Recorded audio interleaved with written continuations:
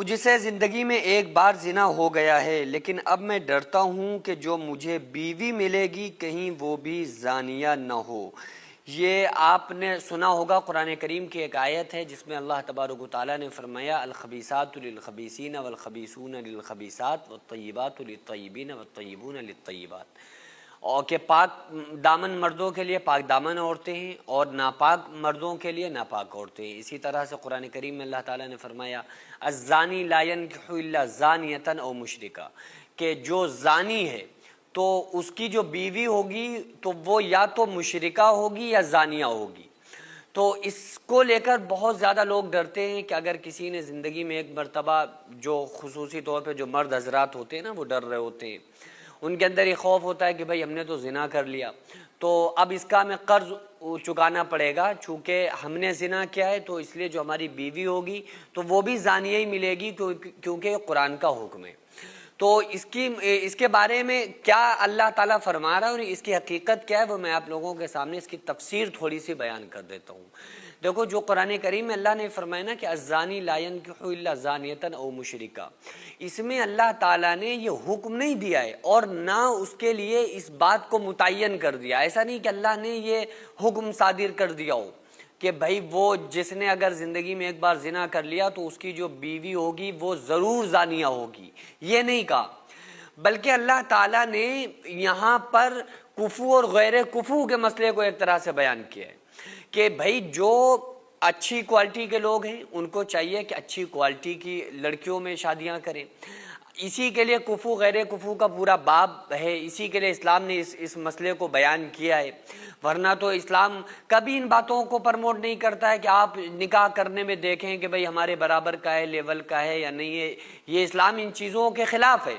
لیکن شادی کے معاملے میں بعض مرتبہ ان چیزوں کو دیکھنا پڑے گا اپنی آگے کی زندگی کو درست کرنے کے لیے، کیونکہ اگزامپل لڑکا بہت غریب ہے، لڑکی بہت پیسے والی ہے، لڑکی کی عادت ہے اے سی میں رہنے کی، اب وہ لڑکا جسے شادی کر رہی ہے وہ کولر بھی اسے نہیں دلا سکتا، تو ظاہر سی بات ہے کہ محبت میں اس کو اس وقت لگ رہا ہے کہ یہ ہمیں کسی بھی طرح سے مل جائے، لیکن اس کی لائف اس کے ساتھ اس طرح سے نہیں کٹ سکتی۔ تو اس لیے اسلام نے کہا ہے کہ یہ ان چیزوں کو دیکھو، کم سے کم دیکھو کہ بھئی ہمارا خاندان کیا ہے، ان چیزوں کو دیکھیے کم سے کم کہ بھئی یہ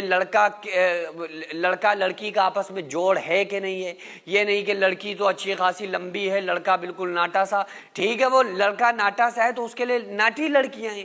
تو میں یہ نہیں کہہ رہا ہوں، کسی کی برائی نہیں کر رہا ہوں، لیکن جو اسلام کا ایک حکم ہے وہ میں آپ کو بتا رہا ہوں کہ جو بہتر ہے،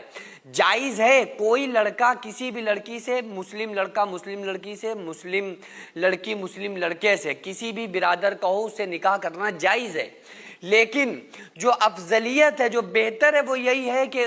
کفو غیر کفو کے مسئلے کو مد نظر رکھا جائے۔ تو اللہ تعالیٰ نے یہاں پر بھی یہ کہا کہ جو بدتمیز مرد ہیں، جو زانی مرد ہیں، جو بے غیرت مرد ہیں، تو ان کو چاہیے کہ جن عورتوں سے نکاح کریں وہ بھی ویسے ہی بدکار ہو، چونکہ ان کے اوپر یہ سوٹ نہیں کرتا ہے کہ وہ خود تو گناہ کر رہے ہیں اور لڑکی کو ڈھونڈ رہے ہیں کہ بڑی پارسا لڑکی مل جائے۔ تو یہ اللہ تعالیٰ نے یہاں پر اس چیز کا ذکر کیا ہے، لیکن اللہ تبارک و تعالیٰ غفور الرحیم ہے۔ اگر آپ سے زنا ہو گیا، آپ نے توبہ کر لیا تو اللہ تعالیٰ نے تو اس گناہ کو ختم کر دیا، تو جب وہ گناہ ہی ختم ہو گیا اور آپ ہو گئے پاک دامن، تو اللہ سے امید رکھنا چاہیے، توقع رکھنا چاہیے کہ جب اللہ نے ایک بار گناہ کو معاف کر دیا تو اللہ تعالیٰ دوبارہ پھر اس گناہ کی سزا نہیں دیتا ہے۔ بہرحال زنا سے ویسے ہی انسان کو بچنا چاہیے، لیکن اس قرآن کی آیت کا مطلب جو لوگوں نے غلط سمجھ لیا ہے، یہ مطلب بالکل نہیں ہے کہ اگر کسی سے زنا ہو گیا تو اب وہ یقینی طور پر اس کی جو بیوی ہوگی وہ زانیہ ہوگی، ایسا نہیں ہے، بلکہ یہ ایک اشارہ تھا کہ ایسے مرد کو چاہیے کہ وہ اپنی جیسی عورتوں کو تلاش کرے، یہ نہیں کہ وہ عورت تو ڈھونڈ رہا ہے بڑی پارسا اور خود گناہوں کے دلدل میں پھنسا ہو۔